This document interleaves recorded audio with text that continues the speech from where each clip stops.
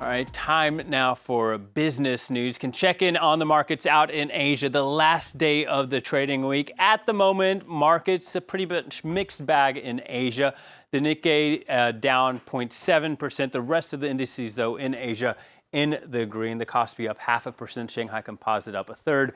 And the Hong Seng up 0.6%. Now moving back to the United States, and the U.S. Justice Department has announced new criminal charges against Chinese tech giant Huawei, alleging racketeering and a decades-long conspiracy to steal trade secrets from American companies. Now, the indictment names Huawei and several subsidiaries, as well as Chief Financial Officer Meng Wanzhou, is currently under house arrest in Canada. Washington says Huawei's ties with the Chinese government pose a security risk, a charge both the company and Beijing deny.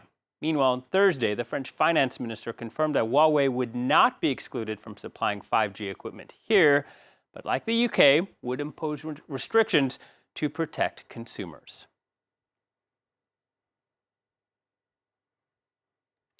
Now, the Organization for the Economic Cooperation and Development says that the governments around the world could net up to $100 billion by rewriting global corporate tax laws.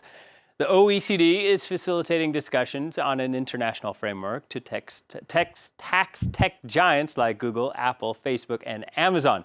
France 24's Stephen Carroll has been speaking to economist Gabriel Zucman about the problem. There is this big question of what can we do to better tax, these big giants that shift profits to offshore tax havens. But the main problem with the French approach was that it was too specific, that it was only targeted to one sector of the economy, the digital industries, and it ignored the fact that profit shifting to tax havens, tax avoidance by multinational companies is an across-the-board phenomenon. It's true also for the financial industry, the pharmaceutical industry. So then it paved the way for Donald Trump to say, oh, look, France is attacking the US because it turns out that the digital industry is dominated by US companies. And so that was the problem with the French approach. And while it's common wisdom that you cannot put a price on love, you can put a price on finding it. The market for dating apps has grown exponentially over the past 8 years, bringing in millions for brands like Tinder, which was the highest earning non-gaming app last year. With love in the air this Valentine's Day, Allison Sargent takes a look at the growing industry. When it comes to finding the right match, the first step is finding the right app. Since Tinder launched in 2012, the number of dating applications has exploded, a global market that's projected to reach more than 8.5 billion euros over the next 5 years. It's a very, very concentrated market. In fact, Tinder is the same parent company as Mythique.